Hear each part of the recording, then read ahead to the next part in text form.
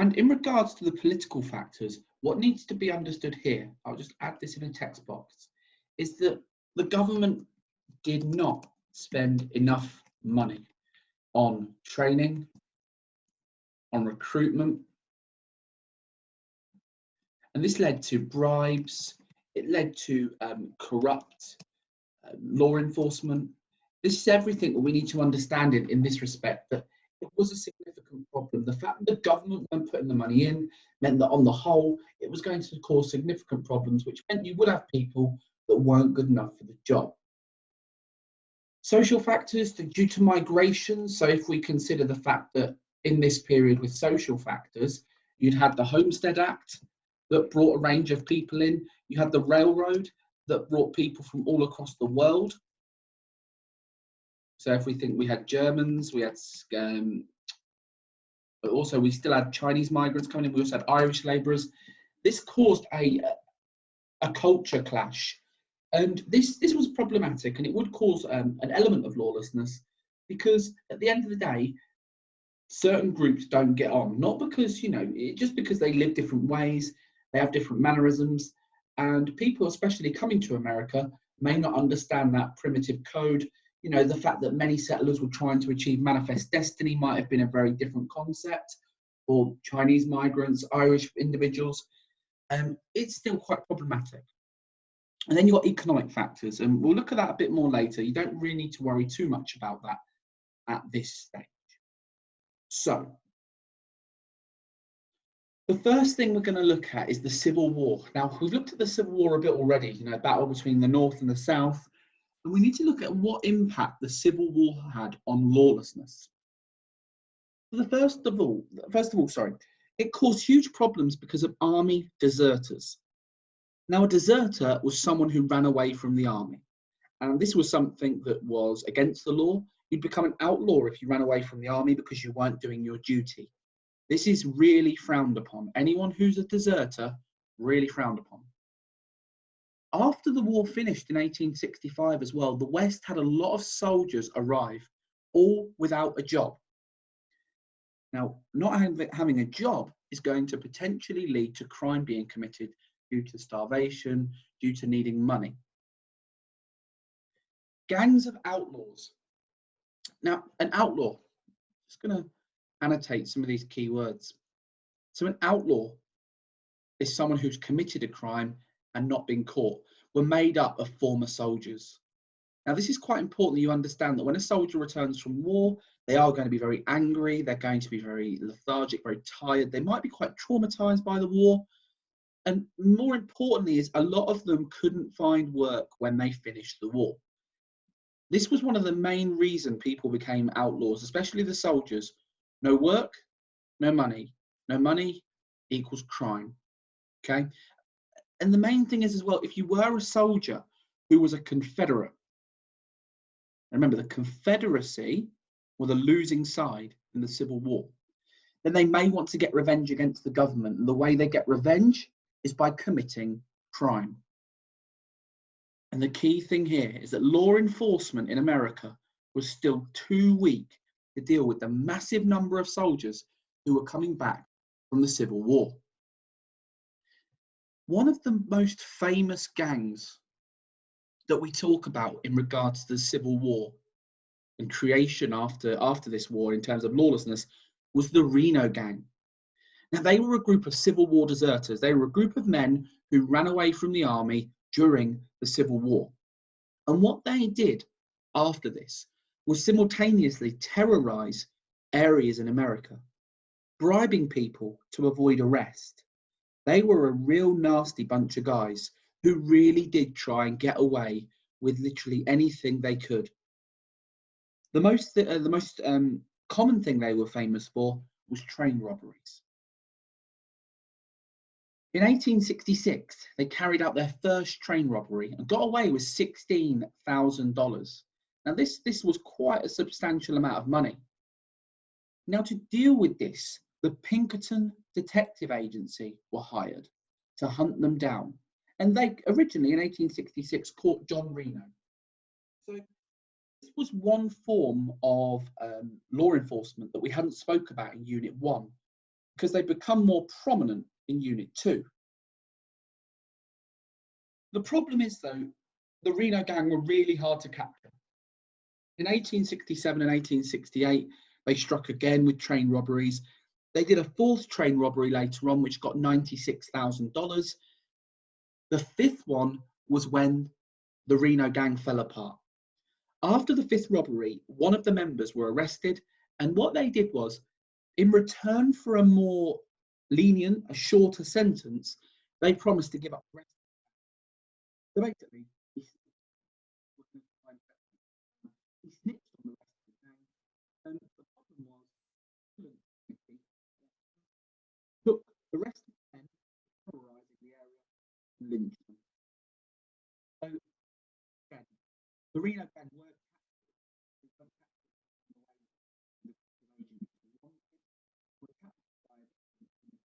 who were probably taking the law into their own hands and seeking revenge against the Reno gang for the terror that they caused over a prolonged amount of time.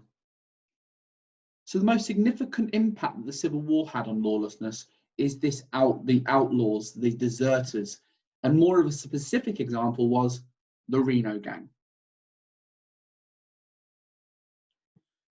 The next thing the exam board would expect you to know is, well, yes, the Civil War had an impact on lawlessness, but what about the railroad? Now, this has been mentioned in a previous video, but we just need to have an understanding on the impact that the railroad caused. Now, yes, there were train robberies, we understand that, but the thing that the railroad caused was an expansion in towns, a development of new towns due to mass migration to these areas. Just as a reminder, I will add this, just so we have an understanding. The railroad sold land to people. This led to mass migration from all over the world. Okay, that's the first thing. The railroad had quite a significant amount of land that they could sell to people, and it led to mass migration from all over the world. That causes problems. It causes that culture clash. Now, these new towns were known as Hell on Wheels because they brought people to the area that was very similar to hell-like activity. Now, the area that had the most crime, that was the most lawless, were cow towns. Now, you're going to look at this a lot more later on, but cow towns were basically areas in which cowboys would walk their cows to and have them transported on the railroad. Okay, so just as an overview, just imagine you've got one area here, and this is a cow town. Cowboys would take their cattle to an area, and then they'd be transported on the railroad. But there's a problem there. What do the cowboys do when they're here? They basically commit crime. Okay.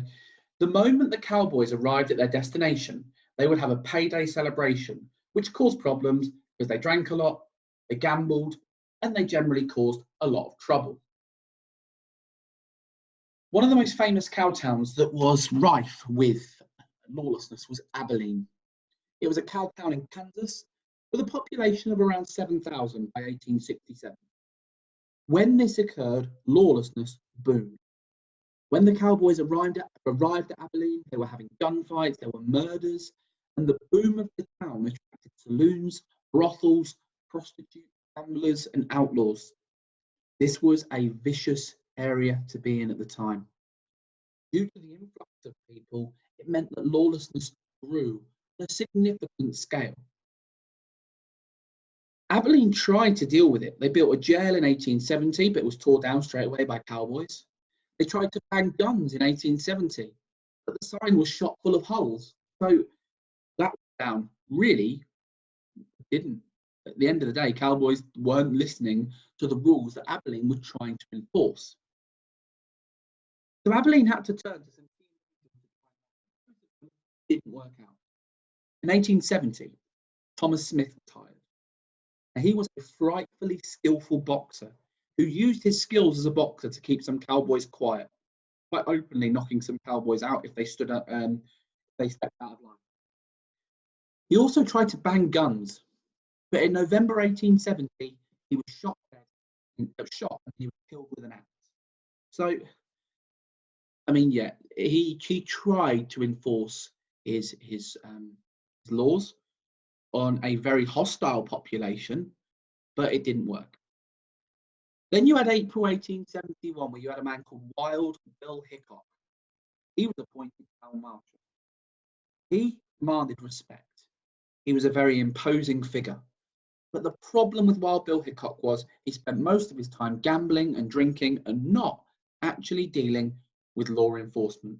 And he was sacked in his role at the end of 1871. The only way that Abilene could restore order to their area was basically by stopping the cattle from coming into the area. Okay, so Abilene was a significantly volatile area. It had a lot of real nasty individuals coming to their area, but by the end of it, Abilene did return to normality. But at this time, law and order was very hostile, very volatile, and it's something that caused all sorts of problems. Just as a recap of what we've done so far, we've looked at the causes, okay, range of factors. I mean, so far you can look at the, linking it to the Reno gang, linking it to Abilene. You've got weapons that are a problem. You've got the Code of the West.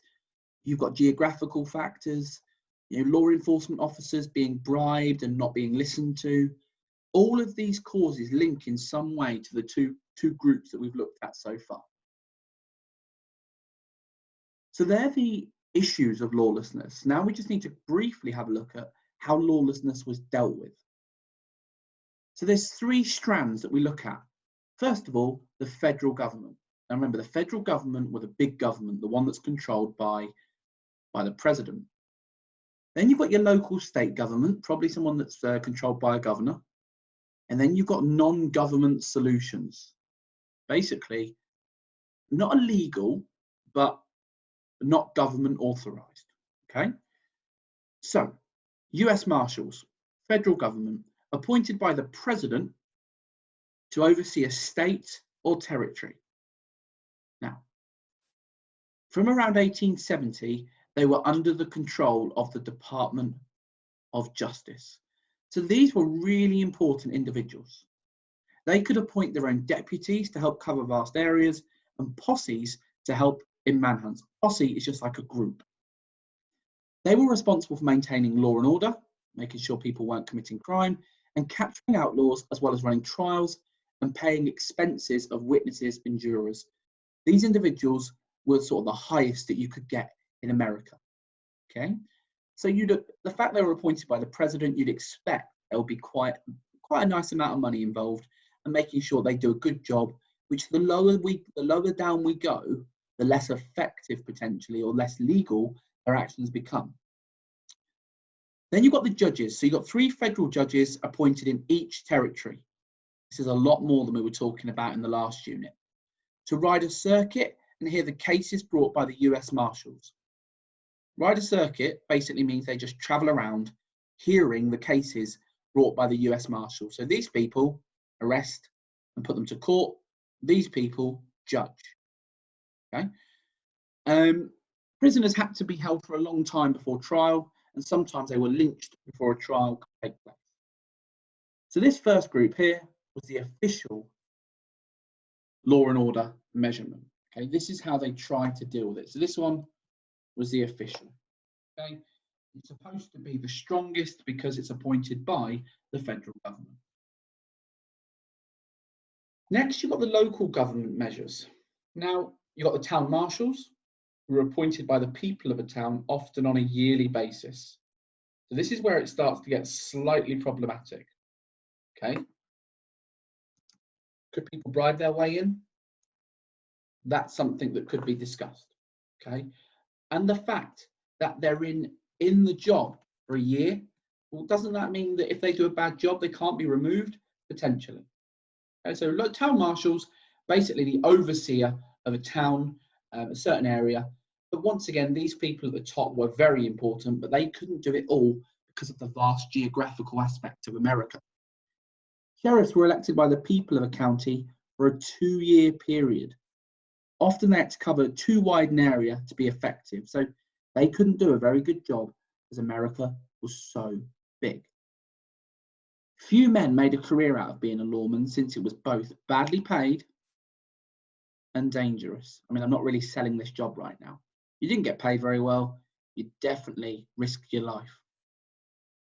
And the quality of sheriffs, the quality of these lawmen varied from really strong, admirable people to just downright awful. Okay. So you had someone like Bill Tymon of Oklahoma. He had a distinguished career. He was known as a really famous sheriff who did his job well. And then you had Henry Plummer, who was a Montana sheriff, but he was a sheriff and a leader of a band of outlaws. So a band of crooks who were committing crime.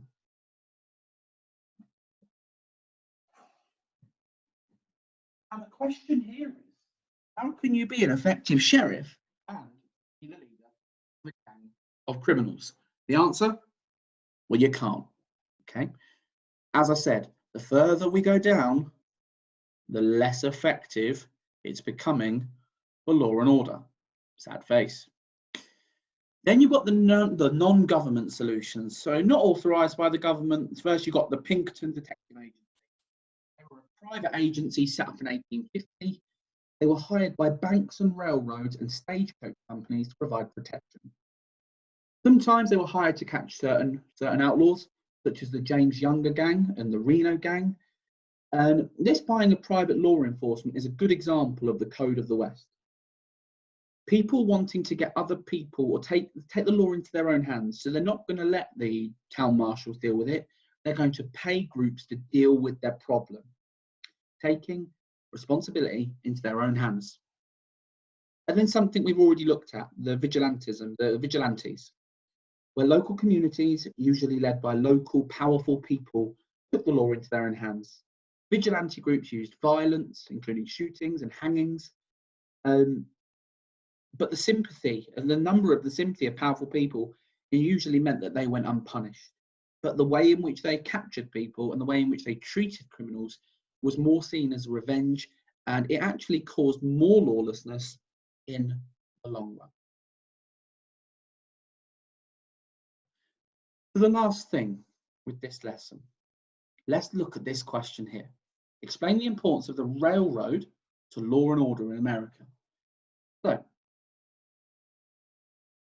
explaining the importance is the focus. This question, the railroad is X. Law and order is Y. And what on earth am I going on about here? And the way in which you answer this question, you need to do either 3 P paragraphs or 2 P paragraphs. You must make sure that you link X and Y together. So in this case, you must explain how the railroad had an impact on law and order. Okay, now we'll just do a few things that we can talk about in this question. So first of all, you could definitely talk about the impact of the Reno gang and train robberies, even though the Reno gang weren't created because of the railroad. You could definitely talk about the impact that train robberies had, how that would have led to the Pinkerton Detective Agency getting involved. Remember, they were a non-government solution. You can also talk about how the railroad led to cow towns, and then talk about how cow towns were quite, they were well known for lawlessness. And in this respect, you can talk about Abilene as a case study. Going back through, you can also talk about Thomas Smith. You can talk about Wild Bill Hickok. You could write quite a bit in this type of question. So have asked you to plan this. If you wanted to write it, you could. But just remember, it's all about linking the 2 focus points together. In the exam, you spend about 15 minutes on this question. So you've got about 2-3 minutes to write a half decent plan and 12 minutes to power write a good answer.